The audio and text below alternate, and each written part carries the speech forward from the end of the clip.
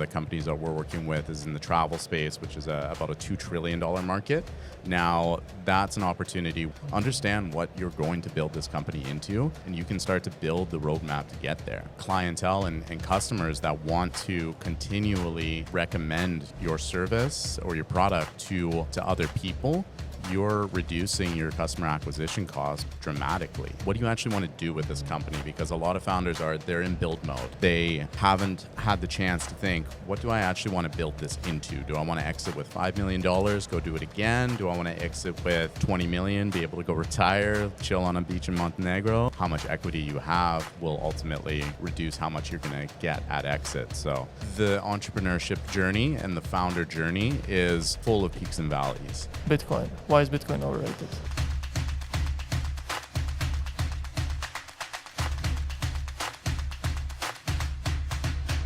Hello everyone, welcome to a new episode of our podcast Horizons of Leadership. I'm your host Filip Djurovic, and today we're recording from Web Summit in Vancouver, one of the most exciting gatherings of innovation and tech. I'm honored to be joined by Brandon Smith, VP of Growth at GetFresh Ventures.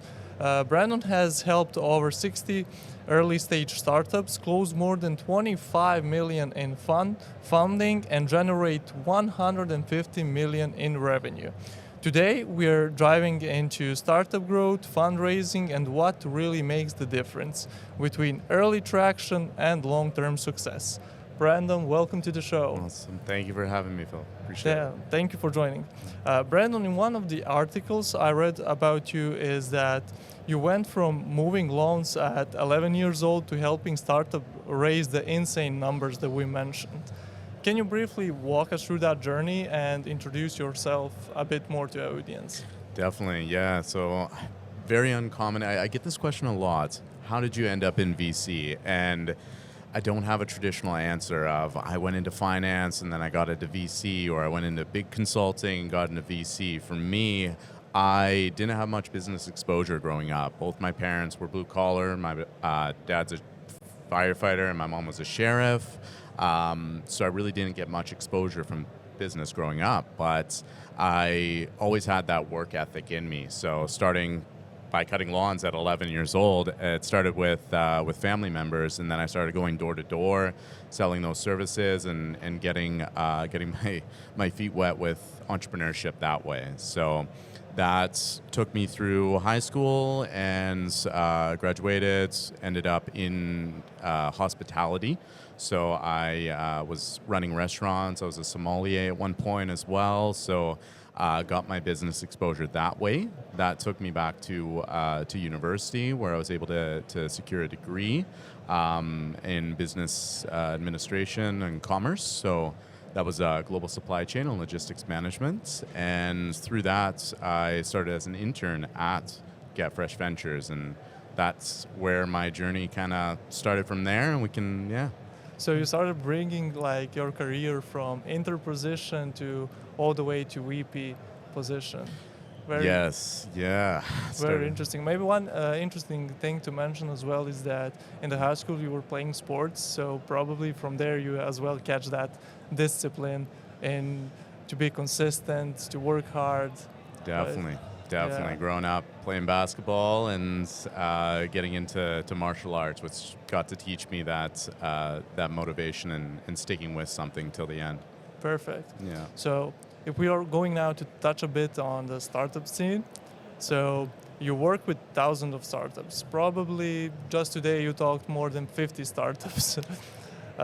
When a founder first pitches you like startup idea, what's something that you're looking for there? What are you listening to? Are there any details like you want to catch in order to see if the idea is going to be successful or not?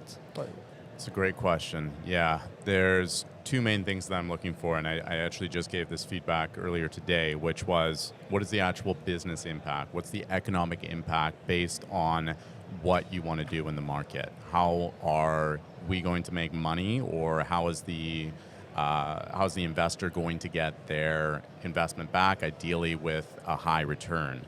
Additionally, on the other side, I'm looking at, do you have a market that is captivated? Do they care enough to buy your product and not even just buy it once, but buy it en masse? Are they going to stay retained and continue to buy your product, or is it just going to be the one time? Like, how are we going to continually expand that market?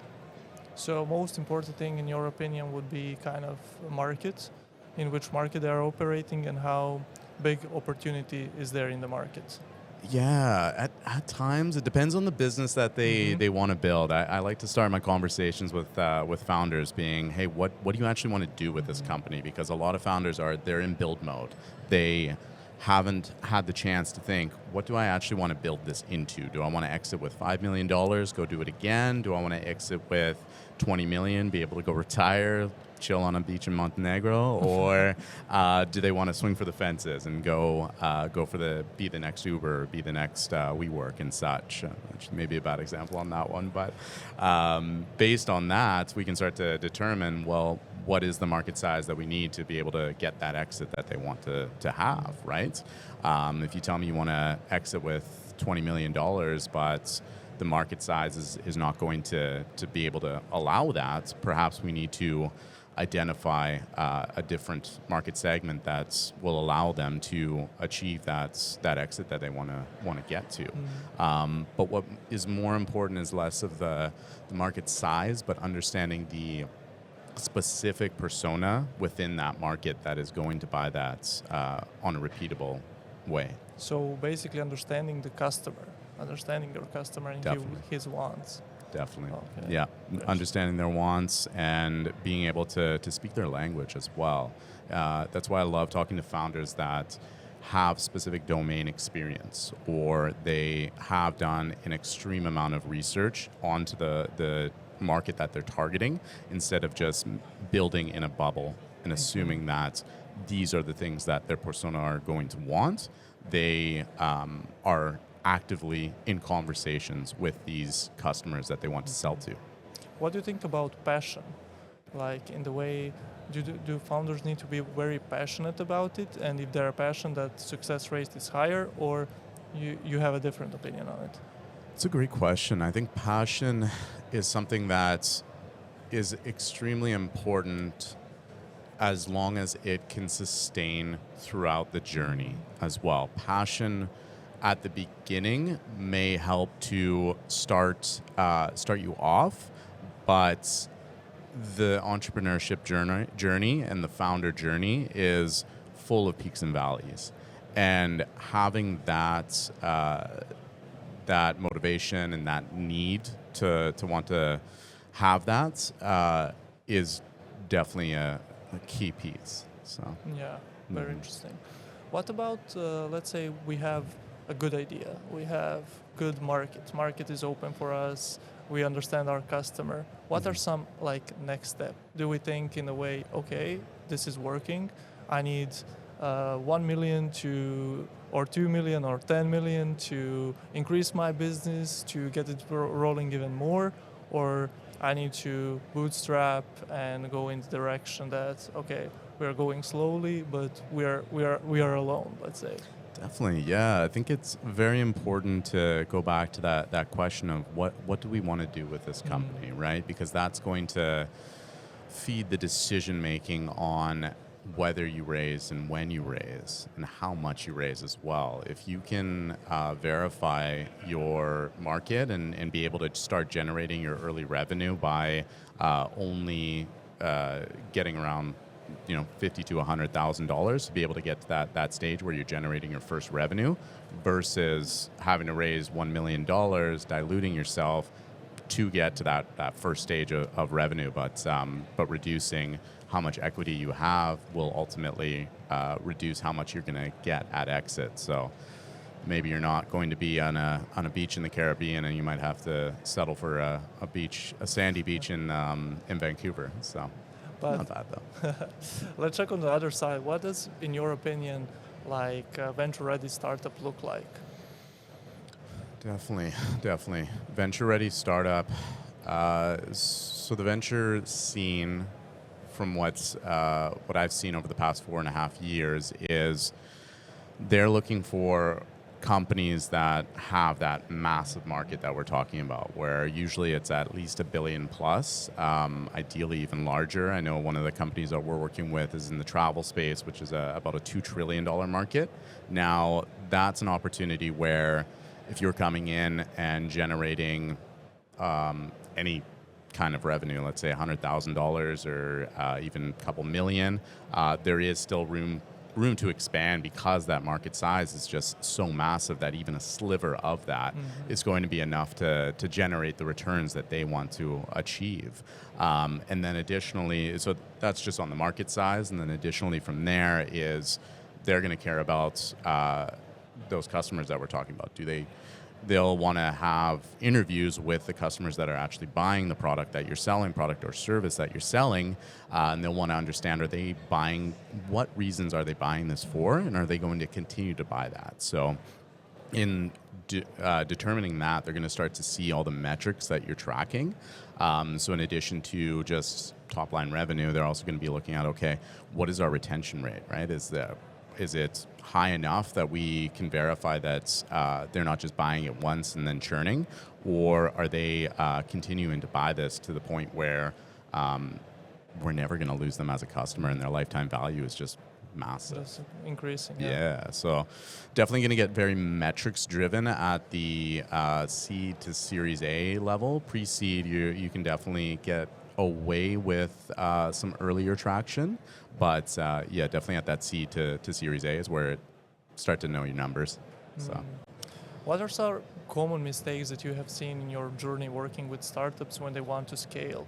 Is it exactly this, that they get funding and that they don't even think what are they going to do with it, or there are some different kind of paths that they're taking and that they're doing wrong in a way? Yeah. Definitely I'll move to the scale side, but I'll go back to kind of even the early stage is something I was touching on earlier, which is building in a bubble, right? Making sure that they're actively in conversations with their customers, not even just at that early stage, but also when you get to that scale stage. At that scale stage, we start to understand and want to build almost a customer advisory board is usually a very tactical way of implementing a lot of the feedback that you're getting from your customers, and making sure that you're pivoting and building your product roadmap based on the exact things that your customers, who are the ones buying your product en masse, that they want and want to continue to see. So I keep coming back to knowing your market and having that deep conversation with them, but I think that's a very key component when it comes to scaling that startup and understanding it. But also on the human side, making sure that you have the right people in the right seats, right? If you have a thing that I was chatting with a founder with last week that I think could be beneficial is build your first pitch deck not for an investor. Build that first pitch deck for yourself and your founding team. If you can't convince yourself to invest in your time and your energy into that company, then you may need to pivot, or you may need to reevaluate why you're doing this. Because if you can't convince yourself or the rest of your team to invest in this, why would an investor? Yeah, time is kind of most valuable asset, right? And it's not something that we can get back. But money if you find a way, if you find a way to if I find a way, I'll call you. Yeah, definitely. In your articles and in general in articles I mentioned I read that you kind of like that word repeatable revenue, and you kind of use it a lot. Can you tell us how can startups shift that early traction that they get, if they get early traction, into actually repeatable revenue? Definitely. I mean, it will definitely depend on what they're offering in the market, whether it's something that can be repeatable, but especially in the technology space, I would say about 60 to 70% of the companies we work with are B2B SaaS. And a lot of the companies with that, they may not have a strategy yet on how they're going to build a recurring model associated with it, and maybe it's a SaaS or a platform, whatever that may be.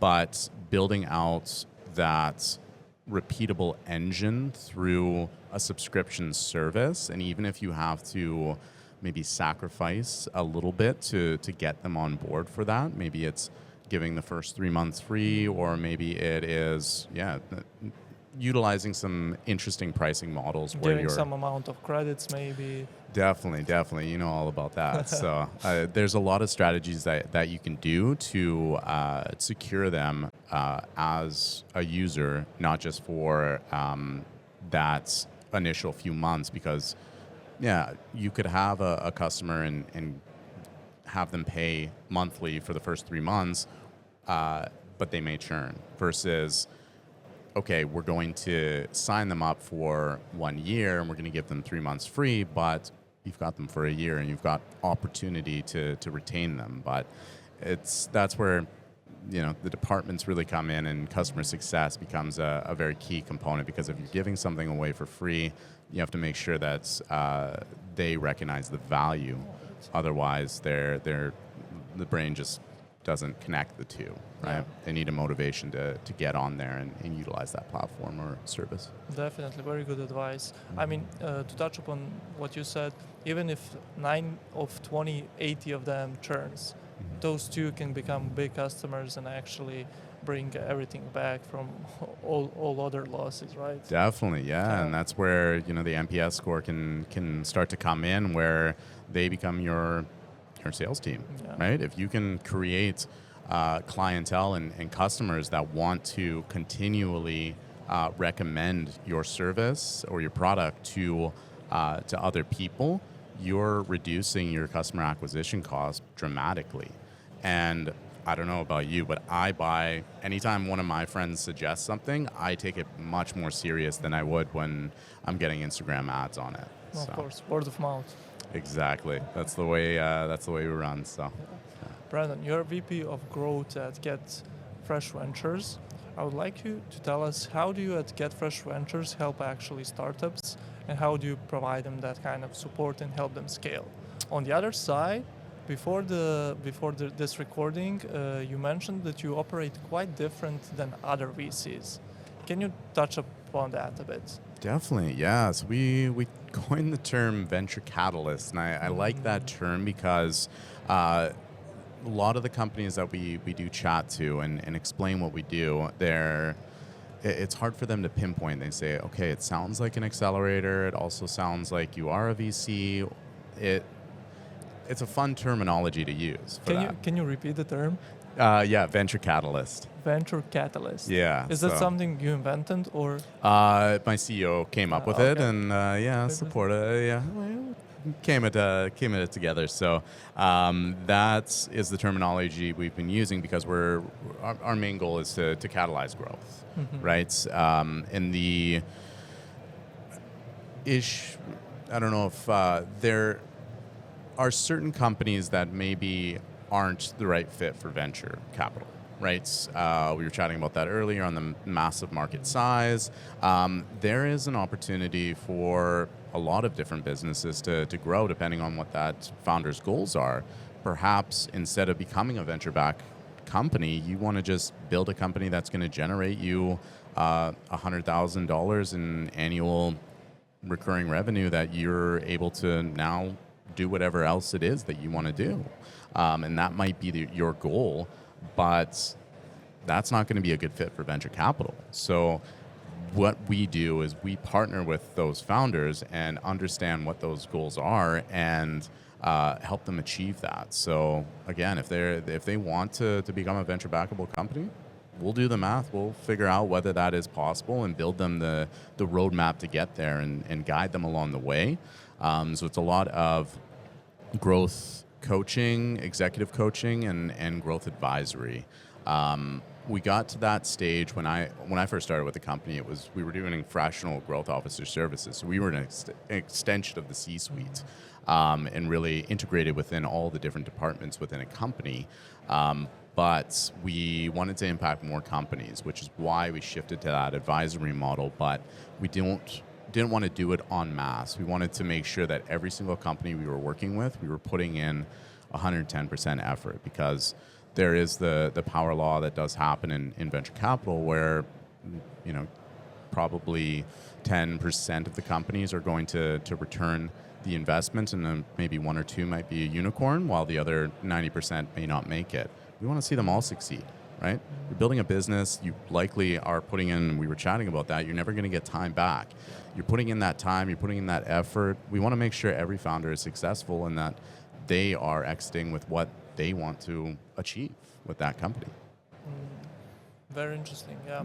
And when we talk about you have startups that join you and want to get funding. You have startups that join you and they're maybe just bootstrapping and want to help you scale. You help them scale. Like, in the way, how picky are you in your portfolio? In the way, do you more like the companies that are looking for funding, or you more go for companies that are bootstrapping? Yeah. Both are okay, and we're happy to work with both types of companies depending on what their goals are as a founding team. We typically want to work with companies before they go to a fundraise, because if they're coming to us and actively fundraising, we can definitely help. But the real work that gets done is getting that business to the stage where we understand the business well enough to position it in the market, rather than you're coming to us already positioned in the market and we now have to make some major pivots that we could have maybe figured out 3-4 months prior by starting early. Interesting. What is maybe some advice that you would like to give to young founders that are just starting the company and that are just bringing that idea to life? Definitely.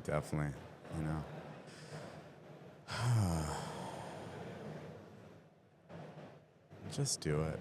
I think it's a big one, of course, but understand why you want to do that as well, right? I keep coming back to that of entrepreneurs are builders. They're builders first, typically visionaries as well. They see the eventual goal of what they want to build that company into, but that company that you're building is also your path to your net worth, right? And what you want to do with that company, you need to understand what that is from the beginning, because you're going to have to communicate it to investors along the way.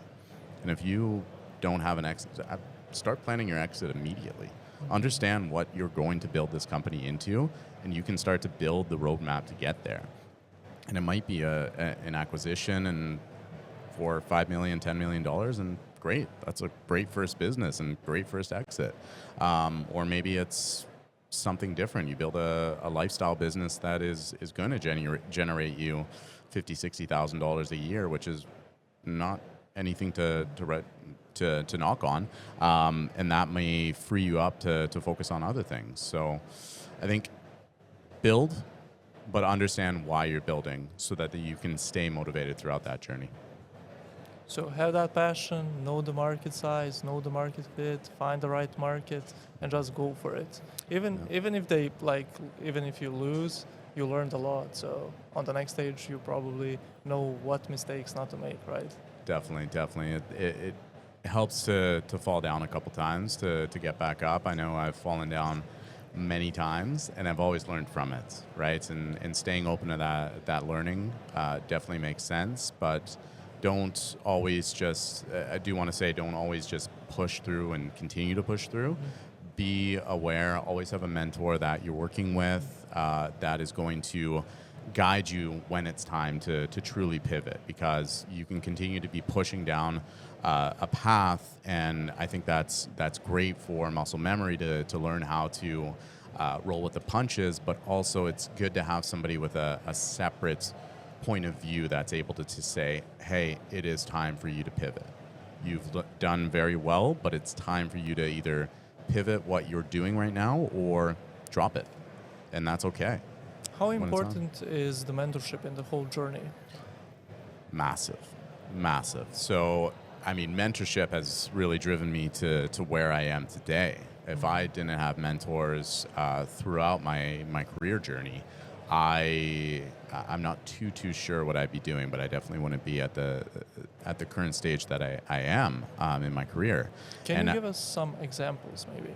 definitely. Where from were you taking those mentors, let's say? Yes. So one of my key mentor, who is now a very good friend of mine, he met me while I was in hospitality, so I was bartending at the time, and took a shine to me and realized that there was a skill set that I had been developing and wanted to encourage me to explore it more.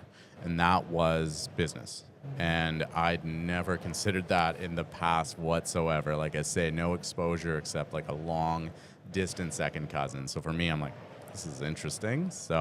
But through my conversations with them, they really helped open my mind up to what that really could be and what the future might be if I decided to pursue that. So in addition to opening my eyes, it was also that support system that I needed, and it supported me in writing my application and ultimately getting into one of the top business schools in Canada. And that mentorship definitely drove that result, and throughout my journey that's been the same way. I mean, we mentioned that I'm a vice president of growth at GetFresh, but when I started as an intern, right, and continually looking for opportunities to grow within the company, right. I took 4 or 5 promotions, something like that, because I just identify areas that the business needed support, and I would just own that area.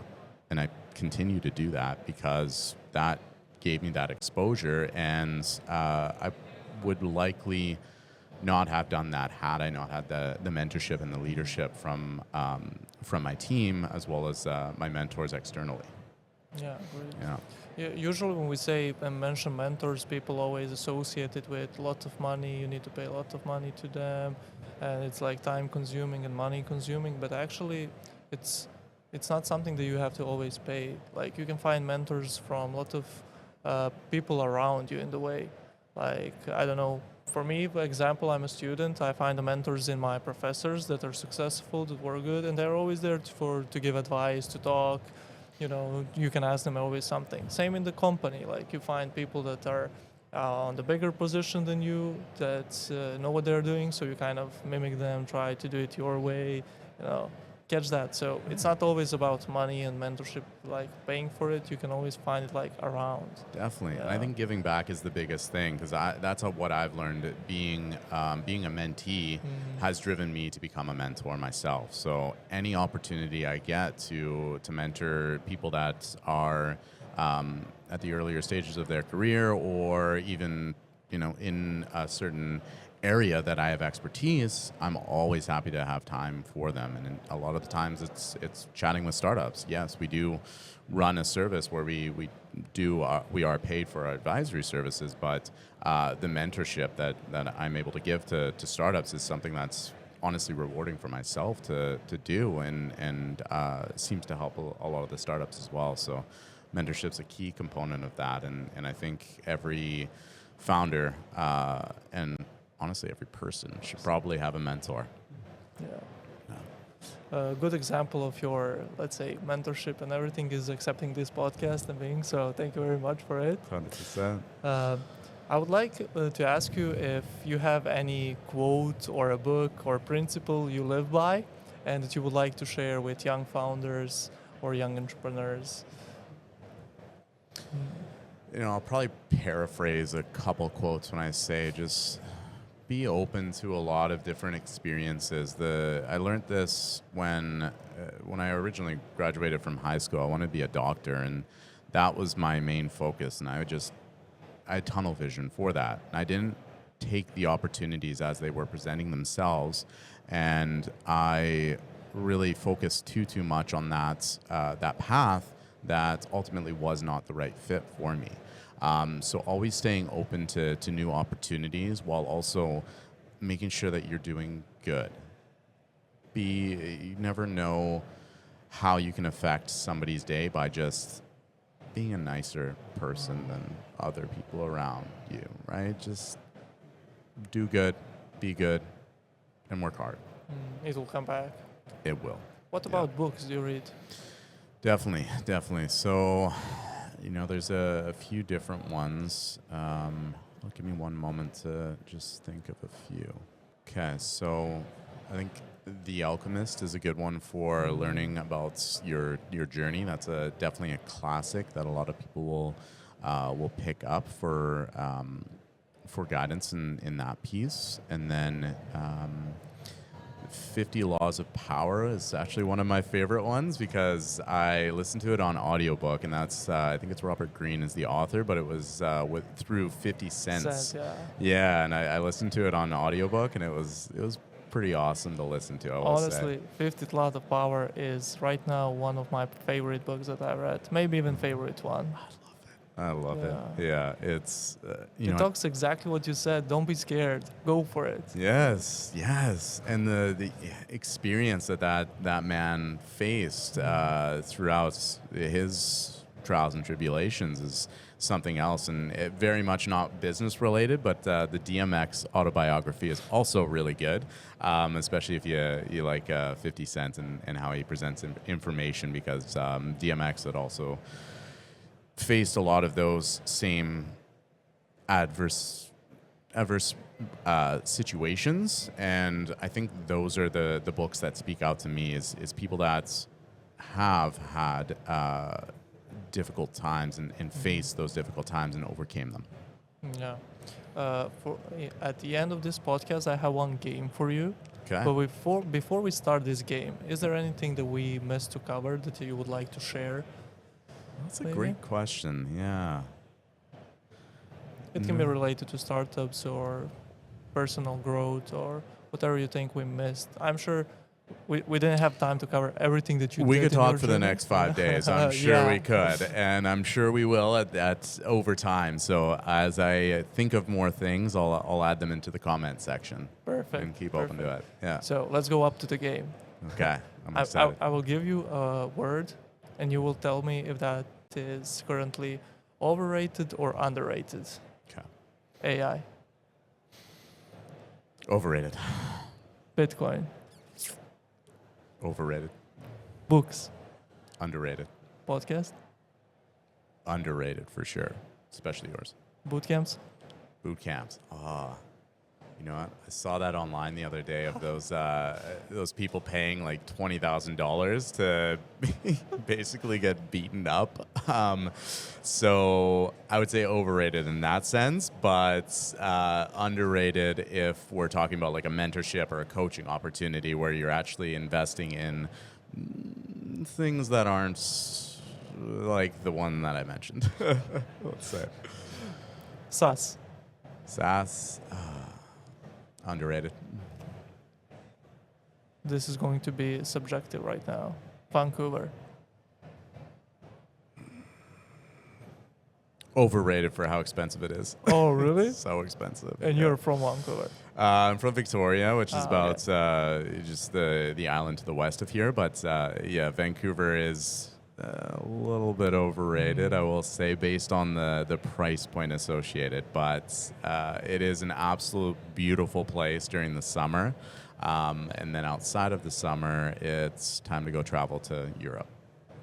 To Montenegro. Montenegro. So. I'm not going to question any of these except one. Okay. Bitcoin. Why is Bitcoin overrated, in your opinion? I got into it in like 2017 and really got into it. And then I got burned a couple times and rug pulled, and now I'm just a bitter old man about it. That's basically what it is. But the underlying technology is underrated, though, I will say. So Bitcoin itself, as if we're just talking about one specific cryptocurrency, then yeah, a little bit overrated. But the overall functionality of the technology is underrated. Yeah, 100%. Brandon, thank you very much for joining me on this podcast. It was a pleasure to talk with you, to learn so much. Thank you for sharing all your insights about startups. I'm looking forward to how your career will progress. And Likewise. Thank you very much for joining us. Likewise to you. Thank you so much for having me. Awesome.